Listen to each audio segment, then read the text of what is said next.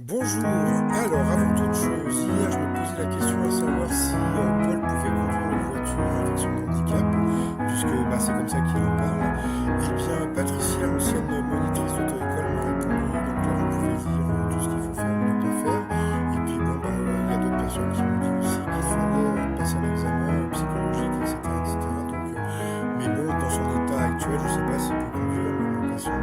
Sinon, j'aimerais m'excuser auprès d'Amélie, de Dany et puis de Pierre, puisque comme hier j'ai raté le début de l'émission, donc j'ai pas pu en parler, donc je m'en excuse auprès d'eux. Sinon, au coup d'envoi, on a pu voir que Jean-Luc Reichmann n'était toujours pas rasé. On a pu voir que monsieur ou madame Garbage ou Garbage du Gers avait gagné la vitrine, donc félicitations.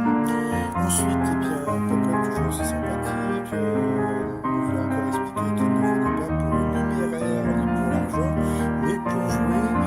Sa maman nous a dit que elle avait essayé de le préparer psychologiquement, puisque d'un moment à l'autre il peut perdre. Mais voilà quoi, donc c'est facile à dire, mais c'est pas sûr qu'il pète pas les plombs le jour où il va perdre.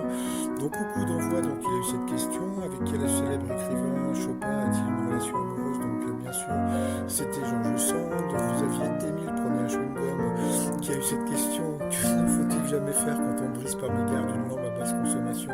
Eh bien c'était passer l'aspirateur. Ça c'était très intéressant à savoir.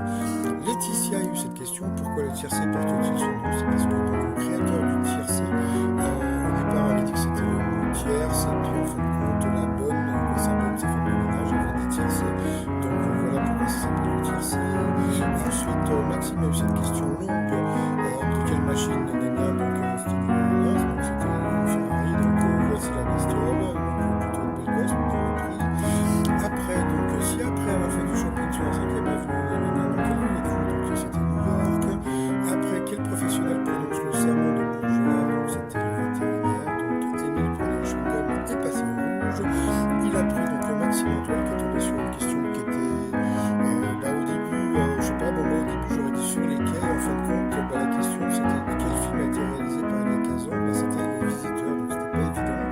Ensuite, Laetitia qui est passée au rouge. Elle a pris Émile prenait un chewing-gum en duel, qui est tombé sur une question assez simple. Donc dans le clip effrayant de Kiltube, Michael Jackson dans style avec des morts vivants, donc bien sûr dans le thriller. Ensuite, Paul s'est retrouvé face à Émile prenait un chewing-gum